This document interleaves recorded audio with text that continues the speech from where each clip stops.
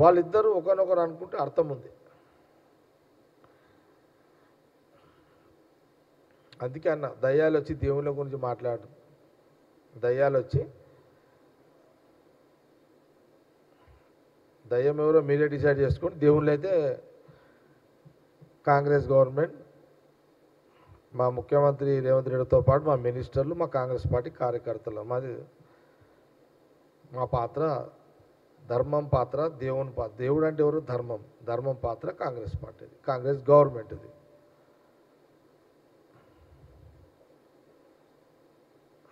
ఎందుకు అనవసరంగా గెలుపుతావు, తిట్టిపించుకుంటావు, ఆడామేవు? పెద్ద పెద్ద మాటలు నీకు అవసరమా? ఏం అవసరము?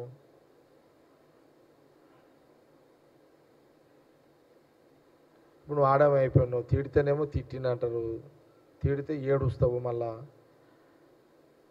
ఆడోళ్ళని ఏమైనా అన్నామంటే ఆడోళ్ళని అన్నారంటారు. మళ్ళా నువ్వు ఆడామ తీరే ఉండు. నీకెందుకు ఈ మొగల పంచాయతీ? నీకెందుకు? ఎందుకు వస్తున్నావు ఇలా?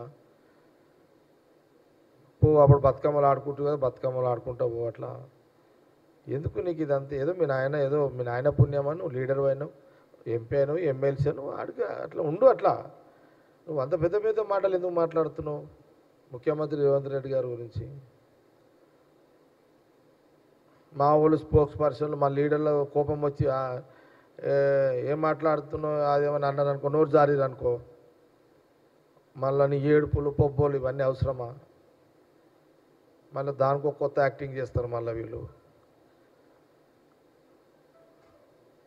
మీ అయ్యే సీఎం ఉన్నప్పుడు ఆడోళ్ళ పంచాయతీ లేదు, ఆడోళ్ళ గురించి మాట్లాడకపోతే అప్పుడు మీ బీసీలు అది రాలే. ఏం డ్రామాలు రా నాయన, డ్రామాల కంపెనీ అయిపోయింది మీది ఇల్లు. ఏమని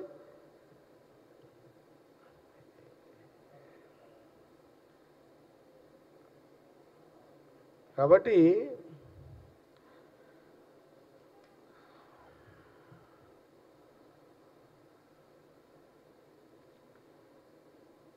నేనే అప్పుడు చాలాసార్లు అన్న మనోళ్ళు అడుగుతుంటే ఆ లిక్కర్ స్కీము ఆ పని జారే,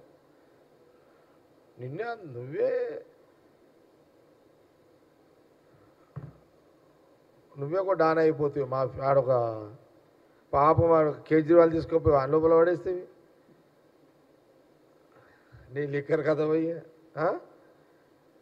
ఆడ సిసోడి అని పాపం ఆడ ఏడాది ఉండే లోపల, ముఖ్యమంత్రి 6 నెలలు ఉండే. కారణం కాదు, వాళ్ళు కవిత చక్కర్లో పడ్డారు. అదే లిక్కర్ దాంట్లో పాపం. ఈ లిక్కరు, అసలు లిక్కర్కి డబ్బులు ఆడికించి వచ్చిన అన్ని 100 కోట్లు.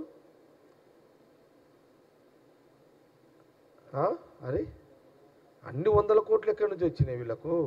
తెలంగాణ ప్రజలు ఆలోచన చేయాలి. ఇది 100 కోట్లు ఢిల్లీలో, అక్కడేనో 100 కోట్లు ఢిల్లీలో కేజ్రీవాల్ దగ్గర కూర్చొని, సిసోడి దగ్గర కూర్చొని, ఆడ 100 కోట్ల రూపాయలు ఆడ లిక్కర్ బిజినెస్ చేయడానికి డబ్బులు నువ్వు ఎక్కడ నుంచి తీసుకుపోయినావు? జవాబు చెప్పు ఫస్ట్.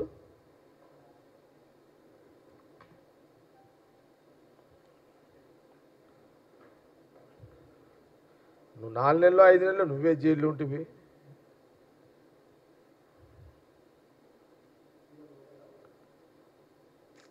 Joke Jake Tirupal. ఇప్పుడు అంత ఈజీగా ఇప్పుడు రేవంత్ రెడ్డి ఇష్టట్లేడు. వాళ్ళ సంగతి తర్వాత. ఇంకా 3 ఏళ్ళు రేవంత్ రెడ్డి సీఎం, ఇంకొక 5 ఏళ్ళు ఆయన మళ్ళా ఉండాలని ఆయన ట్రై చేస్తున్నాడు. విన్నావా? ఆయన ట్రై చేస్తున్నాడు. నేను కూడా 9 ఏళ్ళ లోపల నేను సీఎం కావాలని నేను ట్రై చేస్తున్నా. అంత ఈజీగా వాళ్ళకి ఆడొస్తాయి.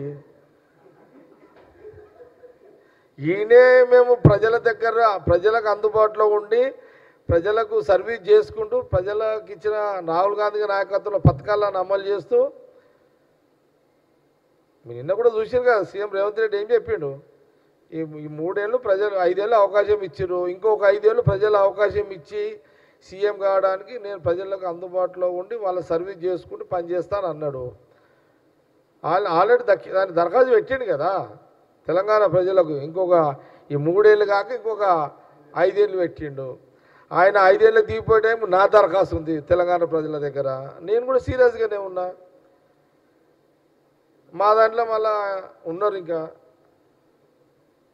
ఇవన్నీ ఉన్నాయి కదా. కాబట్టి మేము కాంగ్రెస్ పార్టీ ఎప్పుడు ప్రజల మధ్యలో ఉండే పార్టీ. మేమేమి సీరియస్గానే ప్రజలకు సర్వీస్ చేసుకుంటూ ప్రతిపక్షంలో పోరాటాలు చేస్తూ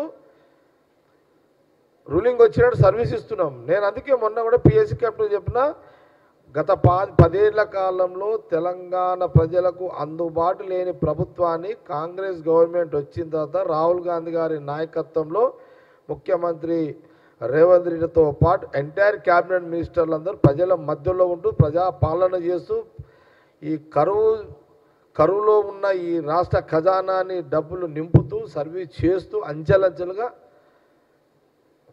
సర్వీస్ ఇస్తున్నటువంటి పరిస్థితి ఈరోజు తెలంగాణ రాష్ట్రంలో 17 నెలల్లో 17-18 నెలల్లో కనబడుతుంది. ఇది రిజల్ట్. ఇది గుండె మీద చేసుకొని చెప్పండి. ఎంటైర్ తెలంగాణలో ఉన్న మీడియా వాళ్ళు గుండె మీద చేసుకొని చెప్పండి. నేను అడుగుతున్నా, కాంగ్రెస్ మీడియానే కాదు, ఎంటైర్ ఎలక్ట్రానిక్ ప్రింట్ మీడియా సంస్థల యజమానులు కానీ లేదా ఆల్ పార్టీస్ మీడియా రిపోర్టర్లు కానీ ఈరోజు స్వతంత్రంతో కాంగ్రెస్ గవర్నమెంట్ వచ్చిన తర్వాత ఈరోజు మీకు స్వేచ్ఛగా వార్తలు రాసుకునే హక్కు, స్వేచ్ఛగా డిబేటర్లు మాట్లాడే హక్కు, గాలి పీల్చుకునే హక్కు, ఇందిరా పార్క్ దగ్గర ధర్నాలు చేసే హక్కు, రాష్ట్రంలో జిల్లా కలెక్టర్ ఆఫీస్ దగ్గర ధర్నాలు చేసే హక్కు, సెక్రటేరియట్లు ఎవరంటాలు పోయి అధికారులను కలిసే హక్కు, స్వేచ్ఛ ఈ 18 నెలల్లో